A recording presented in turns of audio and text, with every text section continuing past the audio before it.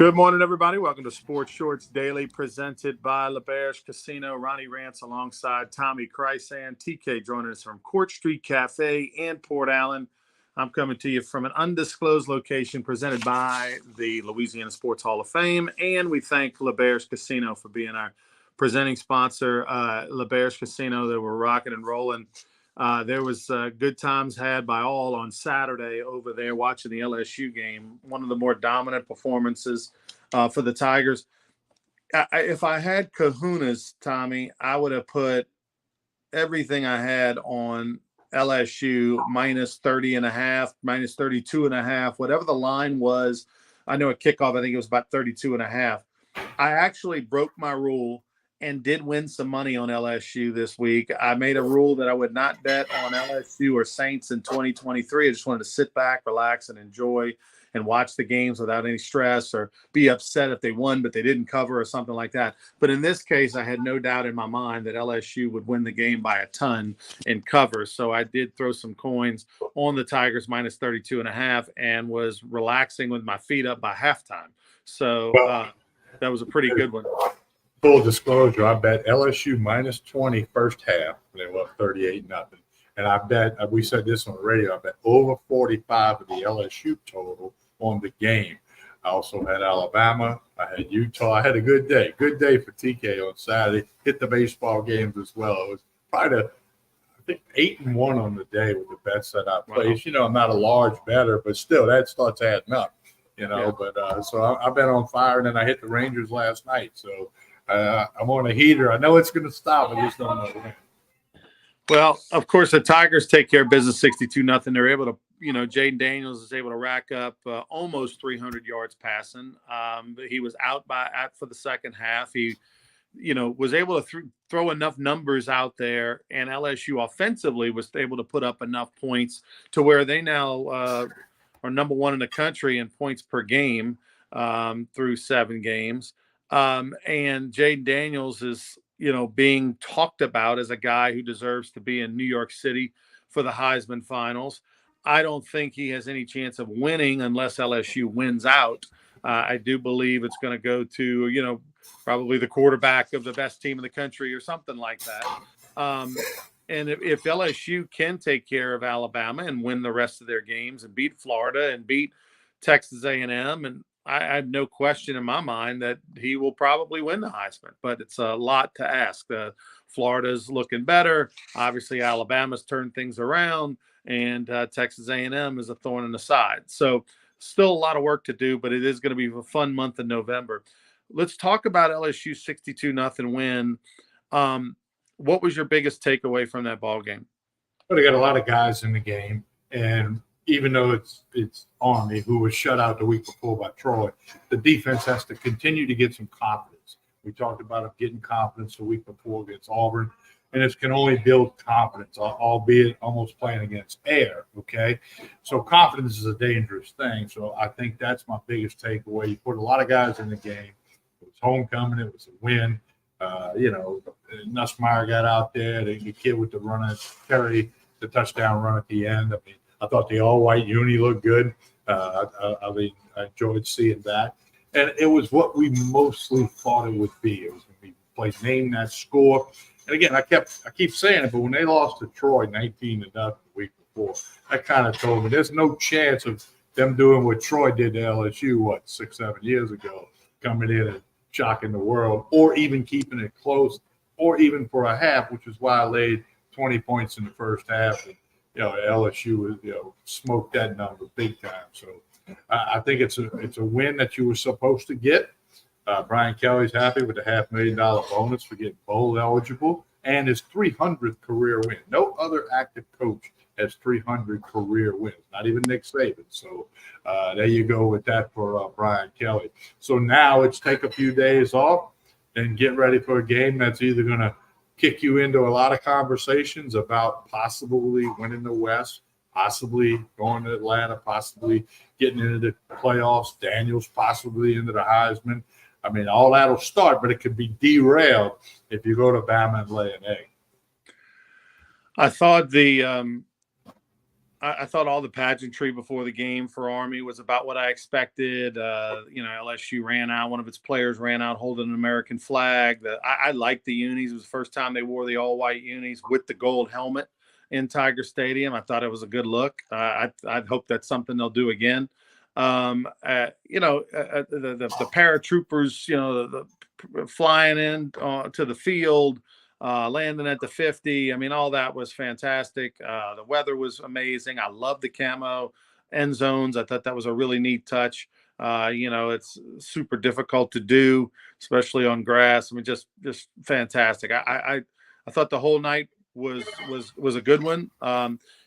LSU's defense pitching a shutout. You don't want to burst their bubble, Tommy, because hey, a shutout's a shutout's a shutout, and they didn't allow over 200 yards. They held them to under 200 yards for the game. But Army is awful, and it was men against boys. I mean, the physicality of LSU versus Army is unmatched. But hey, they got out of the thing relatively unscathed. They get 2 weeks off. They get a week off. Basically, you got 2 weeks to prepare for Alabama. So this is as good a situation as LSU can hope for from a standpoint of health, feeling good about themselves, kind of clicking on all cylinders going into this Alabama game.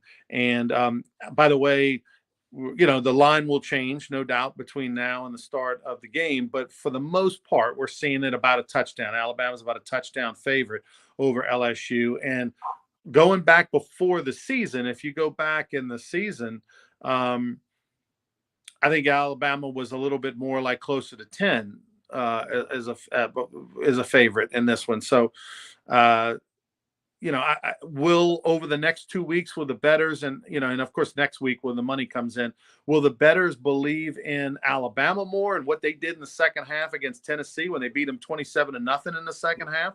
Or will the bettors be looking at LSU and saying, hey, Jaden Daniels may be the best player in the country. They are on a roll offensively. I'm curious to see who the big boy bettors are around the country, which will move the line. Yeah, that's going to be interesting to follow. And I think a little later this morning we'll find out the kickoff time of that. I suspect it'll be 2:30. I'm not sure of that. It's either be 2:30 or prime time, obviously.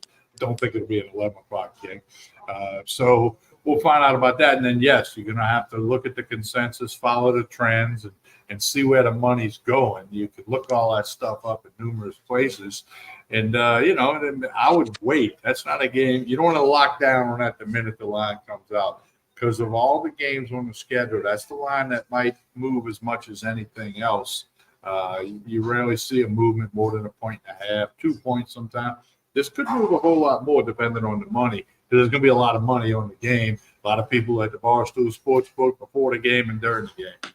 I'll tell you, I was shocked. I on Saturday was out there tailgating, watching a little bit of the Alabama-Tennessee game. You see Alabama trailing 20-7 at halftime. I had Tennessee +9, Tommy. I'm feeling really good about myself. If Tennessee gets beat 21-0 in the second half, I'm still a winner.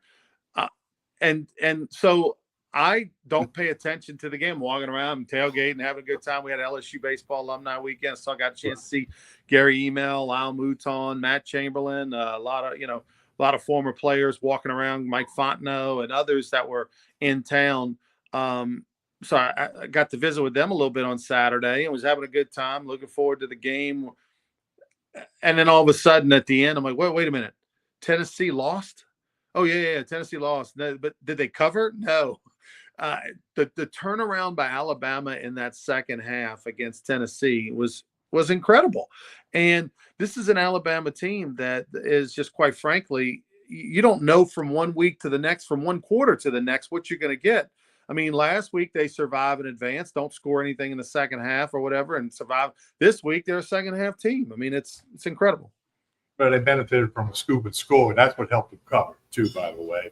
I saw a lengthy interview with Saban before that game where he was, sometimes you could tell when he's just BSing and he's just doing the interview because he has to. But he was talking about how he really thought this team was getting better each and every week, cleaning up a little of this, cleaning up a little of that.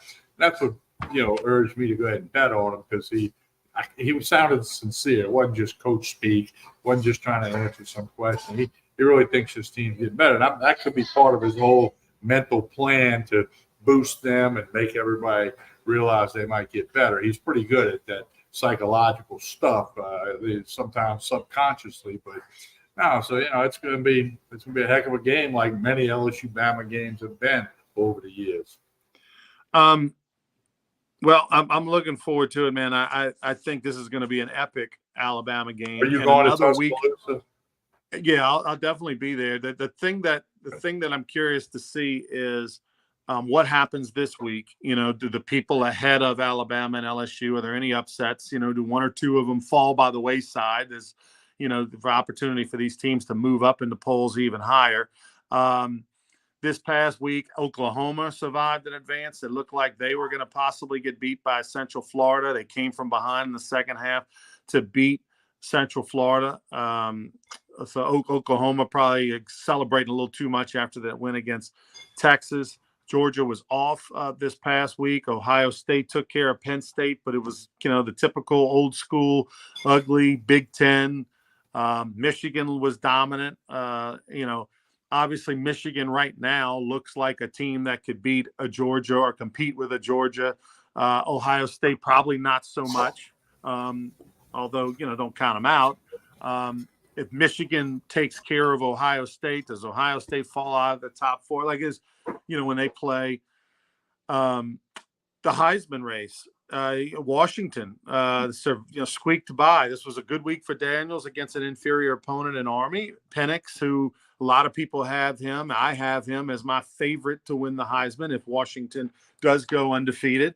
They won, but it wasn't his best week. Well, and Caleb Williams didn't have a great week. Lost again. He lost. Now, back into the Big Ten, Ronnie, a lot of people talking about the Iowa-Minnesota game. And look, I'm one that always says you can't really blame the refs for losing the game, because there's 25 things that happened during the course of the game that could have changed the path. But they blew a call. Iowa down 2 points, 12-10 late, under a minute to go. Minnesota has to punt. And the Iowa guy fielding the punt pushed his left arm out. He's telling people, get away from the ball, straight out to his side. And not for a long time. He just stuck it out there and brought it back. Then he catches the punt, makes a couple of moves up the sideline, cuts back to the middle field, scores a touchdown. Well, they want to review it. And everybody thought they were reviewing the fact, did he step out of bounds? It was close, but he did not. All of a sudden, they say he signaled fair catch. They take the touchdown off the board. Okay? And cost them a game. And here's Iowa, who's about to, going to think they're going to win the West, play in the Big Ten championship. Anything can happen when you get there. And the refs flat out 100% blew the call. Ronnie, I'm going to say 95% punt returners know the rule that you have to have your hand clearly above your shoulder level to signal fair catch. This guy said he was clearly telling people to get away from the ball. He had no intention of a fair catch. He was trying to make a play for his team. He did make a play. Nobody from Minnesota slowed up and stopped. How sometimes they pull it up a little bit when they know it's a fair catch and sometimes get real close to the guy, but you can tell they peel off a little bit. It's one of the worst calls in the history of college football. I know you hadn't seen the video yet. I'm sure you'll look at it later today, but nationally, it has just been blasted as how can them refs huddle up like they did for a while, kind of like when Abreu hit Garcia the other night in the baseball game. That was an 18-minute delay when they tried to figure out what happened there. So they huddled about 5 or 6 minutes and then took that touchdown off the board. Iowa loses. It's one of the worst calls in the history of football. I don't care. High school football, college, NFL, it was terrible. Yeah, with under a minute to go, that call, that blown call, absolutely affected that game. And the interesting thing is, I don't know how, as a coach, Tommy, you don't just get put in jail. How do you not get thrown out of your own stadium when a call like that happens? Unbelievable. By the way, did you see a call? There's a rule in high school football where if you fair catch a punt in high school football, you have the option of doing two things. One, you get a free kick, and you can either do a drop kick or a place kick, which means you can put it on a tee. And they had a game with they had a team the other day with 1 second left. Fair caught a ball, put it on a tee. Guy made a field goal to win the game. They were down a point or something. It's one of those obscure rules. Isn't that put it on the tee and you can't rush the ball? Correct. The free kick. I thought that was I saw this happen in the 80s, and that's what made me aware of the rule. Yeah. But yeah, so it's like you're kicking off, but if it goes through the uprights, 3 points. Yeah, the team was backed up, deep in their own territory. They had to punt with, seconds left in the game, and they punted, and the guy ran up, caught it, Fair caught it with 1 second left. They did a free kick. He made the kick. They won the game. I mean, it was unbelievable. But this reminds me of that Iowa. I mean, what a turn of events. I want to talk about before we get to the Saints. I want to talk Major League Baseball for a second. Game 7. I mean, look, I don't care what the sport is, whether it's hockey, which I'm not a big fan of. When it comes to game basketball, it doesn't matter who's playing. If it's a Game 7, I'm watching tonight. Houston, Texas, Game 7. I mean, this is going to be the biggest game in the state of Texas history. Well, and the road team has won all 6 games in this series. Okay, so that's kind of different, obviously.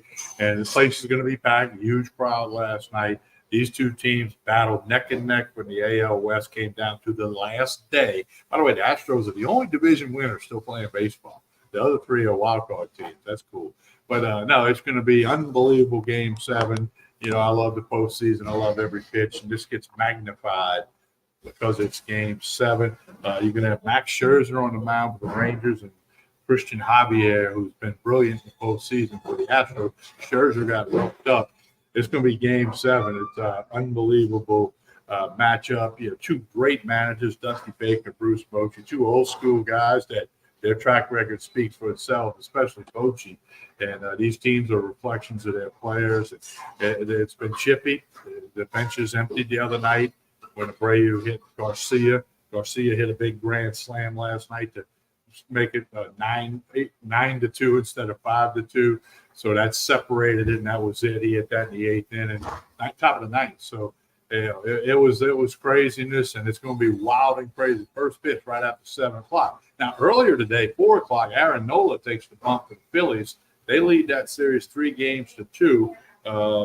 Merrill Kelly will throw for the Diamondbacks. He's been good down the stretch and in the postseason. But that's a 4 o'clock first pitch as the Phillies will try to return to the World Series back-to-back because they were there last year, didn't get it done. But Aaron Nola, who's been brilliant in the playoffs, he's flat out been wheeling and dealing. He will go for the Phillies about 4 o'clock today. Phillies are big favorites in that game.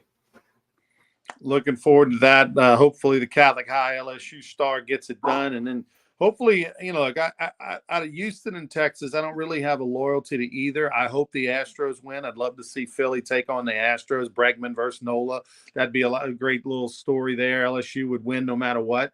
Did you see the LSU fan in the stands in right field the other night in Houston caught the home run ball? They had an LSU fan. Like he had an LSU jersey on, hat, everything, home run to right field. Guy stood up and caught the ball one-handed. Pretty cool catch. As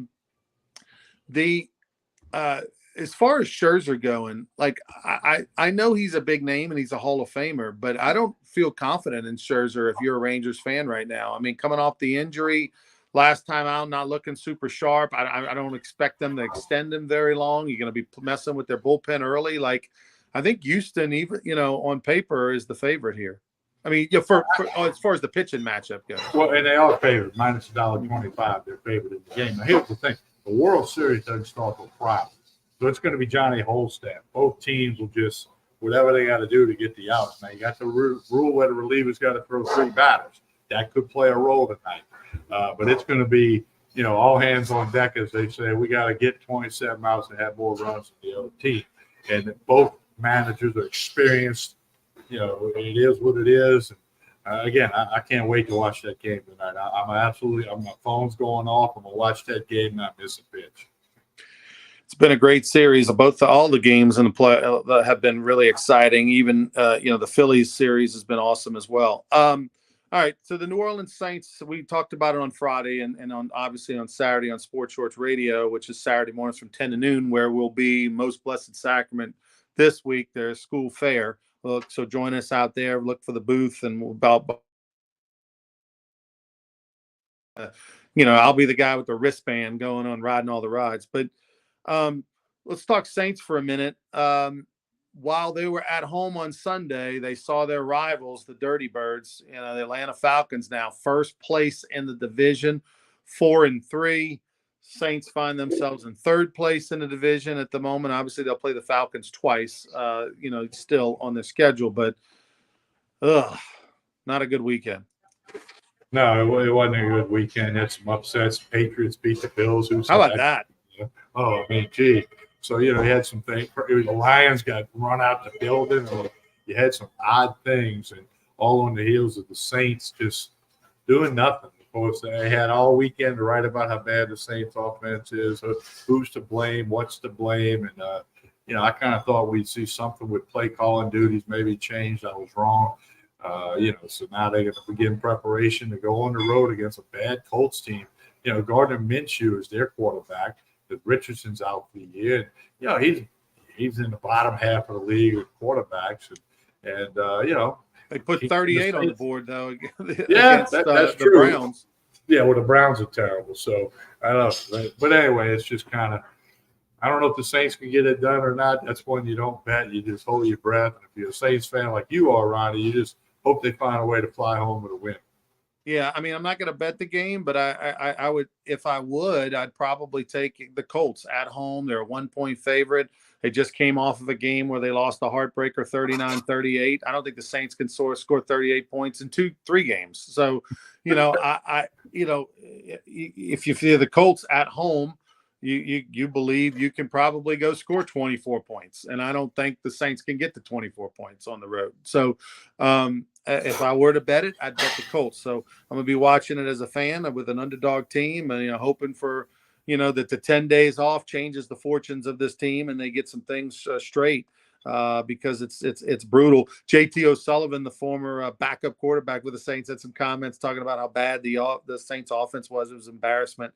And everybody agrees of that. I thought this past weekend, shocked by I thought the Bills would bounce back. They did not. How about the Patriots? All the problems that they're having. They're awful on offense as well. Talking about Jones, is he not the future? All this stuff. Belichick, will he? He signed a contract extension before the year. People regretting that move, and then they go out and beat Buffalo. The Philadelphia Eagles stamped it that they're the best team in the NFC, arguably the best team in the NFL, when they went out, took a red-hot Miami Dolphins team, beat them by 2 touchdowns at home on Sunday night. The battle of the two Alabama quarterbacks, Tua was the better one in college. Hurts got him in the pros with a head-up matchup. That was awesome to see. But the Lions losing the way they did to the Ravens, this is a 5-2 Lions team now. They were, I think, a 3-point favorite in the game, if I remember correctly. And they get beat by like 30 against the Ravens. That was nuts. And then, oh, by the way, Travis Kelce, we all thought that the Taylor Swift thing was going to be a distraction. Well, it's been an enhancement. You need to check him for PEDs. The guy had 12 catches, 100 plus yards. I mean, it was unbelievable. Maybe one of the best games of his career. So Taylor Swift, she's not bad mojo. She's good mojo. Well, like Belichick said, that's the best catch of his career.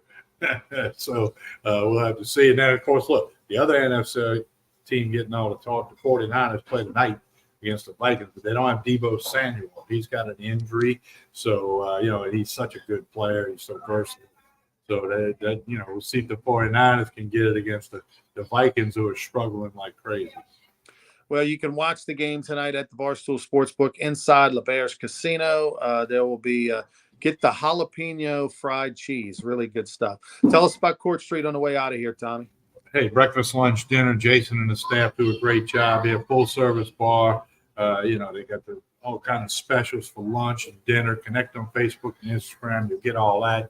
If you haven't been over here, it's just less than 5 minutes on the other side of the Mississippi River Bridge. You go to the right towards Port Allen. Second red light is Court Street.